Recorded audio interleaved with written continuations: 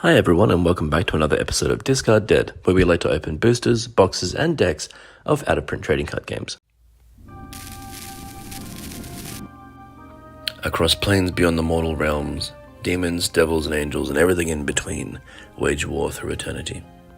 As swords clash on the battlefields, schemers and plotters move in the shadows in a game of dominance and supremacy. Blood Wars is a card game of political and martial conflict for 2 or more players. They control warlords, build their forces to seize battlefields in order to claim a number of victory points to win. Let's see how they fare.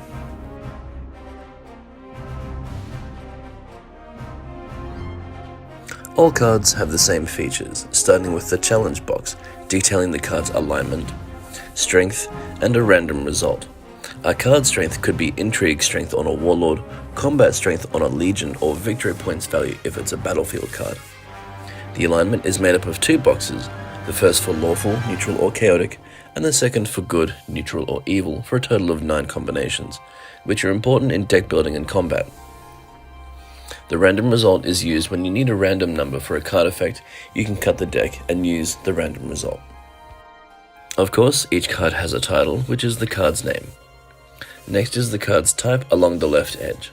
Cards are either Warlord, whose artwork is in a shield, Legions, which have the art in an oval frame, and Fate and Battlefield cards whose art is in a square box.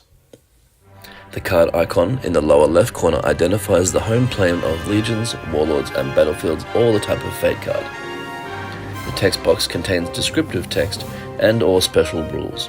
Some cards have an activator symbol which determines whether the card has to be flipped, discarded, or sent to the dead book, which is removed from the game.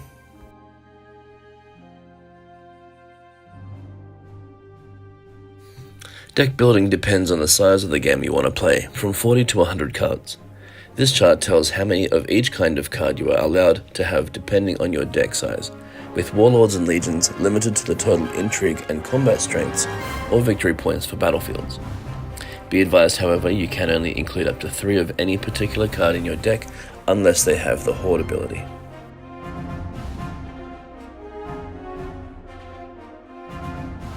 Let's quickly run down the process of playing the game before we look at the phases in depth. The pregame phase is used to determine the size of the game, the mustering period, drawing your hand, and figuring out the starting player. The opening phase is simply drawing cards. The assembly phase is adding Legion and Fate cards to Warlords, although this is skipped on the first player's first turn. The action phase, skipped during the mustering period, is where players reveal battlefields and conduct challenges for said battlefields. The resolution phase is where players can call new Warlords, restore used Warlords and battle hands, and then discard cards if necessary. Finally, in the victory phase, if the acting player has enough victory points, they'll win, otherwise the game continues. Let's look at them in more detail. I'll place a little header label just here, as it appears in the rulebook as we discuss each section.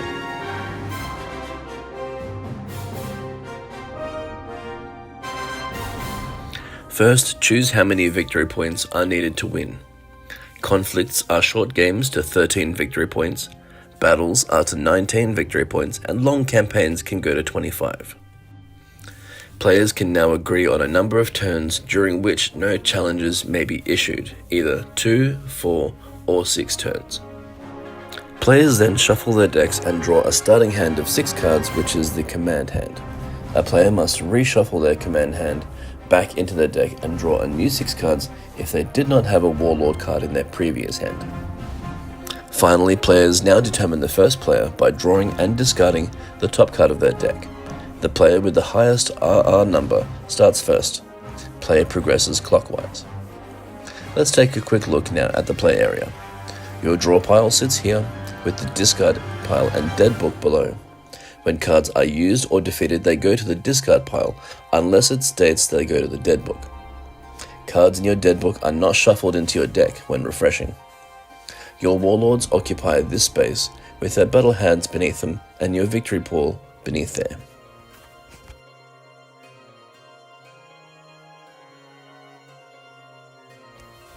During your opening phase, the player simply takes the top 2 cards from their deck and puts them into the command hand. If there are not enough cards to draw, shuffle your discard pile into a new deck and continue drawing.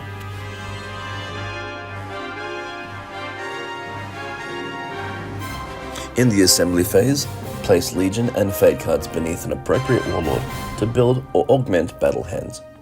Be wary, battle hands may only be assembled under warlords that are on the table and not flipped. Up to 4 legions can be stacked under a warlord if they match part of the warlord's alignment, or up to 6 cards if they perfectly match the alignment.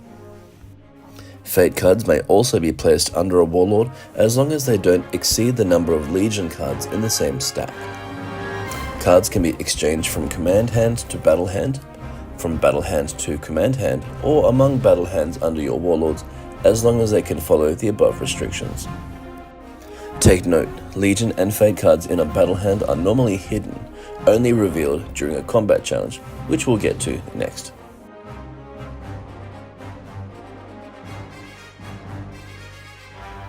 The action phase, although skipped during the mustering period, allows players to issue challenges against other players to gain control of battlefields and accrue victory points. The acting player first plays a battlefield from their hand to the table and declares the type of challenge to be made, intrigue or combat. The action phase may be repeated any number of times with a new battlefield, new challenger, and or new defenders each time until the acting player either captures a battlefield or decides not to issue any more challenges.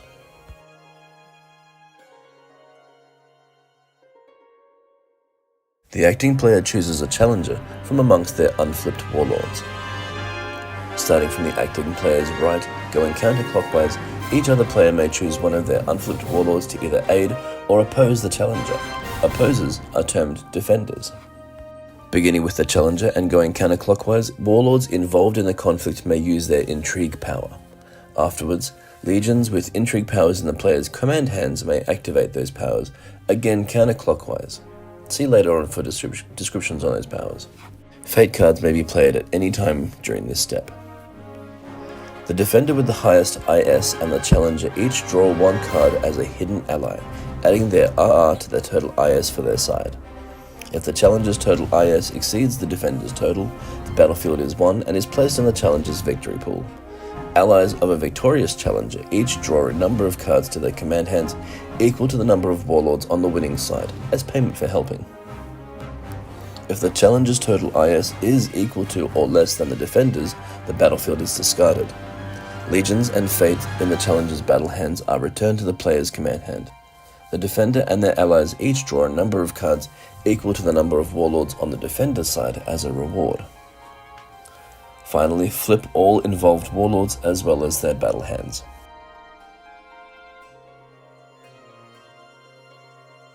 The acting player chooses one of their unflipped warlords, adding any Fate cards from the command hand into the warlord's battle hand, then setting the command hand down and picking up the battle hand.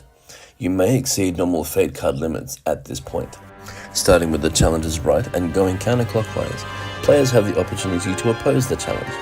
The first to declare intent chooses a defender from among their unflipped warlords.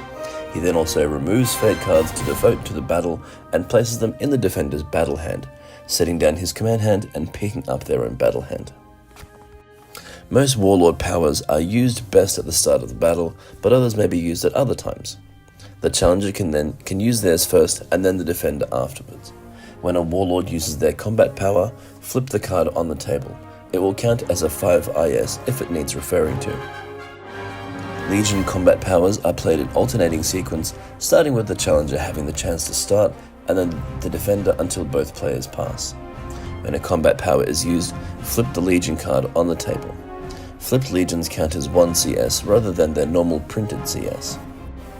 The challenger and defender then add up the CS of all legions and fates in their battle hands and compare them, the highest total being the winner, although the defender wins in case of a tie. If victorious, the defender draws an RR and then draws that many cards as a reward for defeating the challenger, otherwise they get nothing. If the challenger is victorious, he subtracts the defender's total CS from their own and captures the battlefield if the remainder equals or exceeds its VP rating. It is then added to the victory pool, otherwise they get nothing.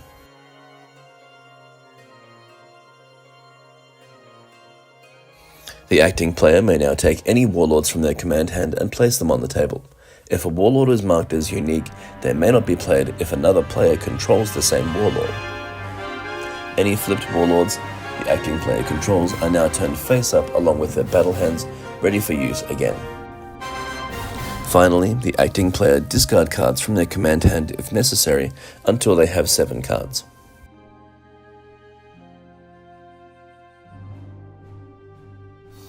If the active player possesses battlefield VP equal to or more than the chosen amount during the pre-game phase, they win. Otherwise, their turn ends, and the player to the left becomes the next active player and the game continues. Remember, a player's victory pool is open to view by all players at all times.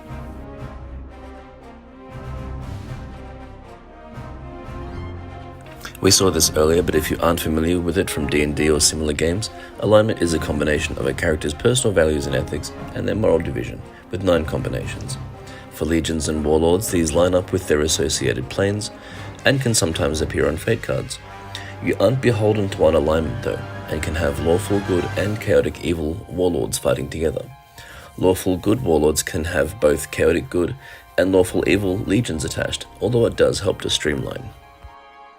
Fate cards can be played at any time, even during another player's turn. The only restriction concerns items and supports played during a combat challenge, which must be played with the legions using them. Only one item or support can be assigned to a particular legion. If the item or support has an alignment, it can only be assigned to a legion who matches at least part of that alignment. After being played, the fate card is discarded unless specifically stated otherwise on the card. While most warlords have either a combat power or an intrigue power, sometimes both, a few warlords have a personal power, which is a general effect that operates even outside of a challenge, such as a particular warlord's ability to hold units of varied alignments within a single battle hand. Some legions have unique powers that are explained on their cards, but many have powers shared by other legions of similar alignment. They are as such. The Berserker. Discard to send one opposing legion to the discard pile. Cutter. This legion can hold 2 fate cards in a battle hand and when totaling combat strength. Guardian. Allows the challenger to claim a battlefield if his CS total exceeds the defender's but not enough to capture the battlefield. Horde. Does not count towards a battle hand's 4 or 6 legion stacking limit and can exceed the limit of 3 identical cards per deck. Martyr.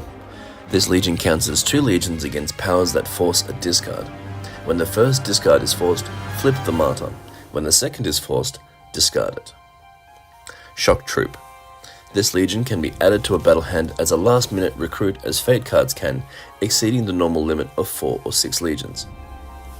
Spirit. These legions are not discarded at the end of combat.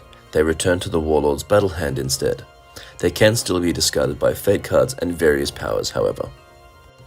Advocate. When discarded, guarantees the player a reward of a victorious ally. Aid. When discarded, adds its CS to the warlord's IS. Diplomat. When discarded, doubles the RR of its side's hidden ally card. Parasite. This legion, when discarded, subtracts its CS from an opposing warlord's IS. Terrorist. When discarded, forces an opponent to discard from his command hand a number of cards equal to its CS. Some warlords are marked as avatars. These are deities using their avatar form to participate in the Blood Wars. Unlike most warlords, avatars have 2 powers to choose from during a challenge: a combat, intrigue, or personal power, and a realm power. To gain the realm power, an avatar's home realm, which is noted on both the battlefield and the warlord card, must be conquered and placed into the player's victory pool. Introduced with the Factions and Factols expansion, Warlord Factols allow players to use Factal Warlords and Faction Legions that operate out of the city of Sigil, the basis for the Planescape setting. Factals can stack 6 legions of varied alignments if they are all members of the same faction.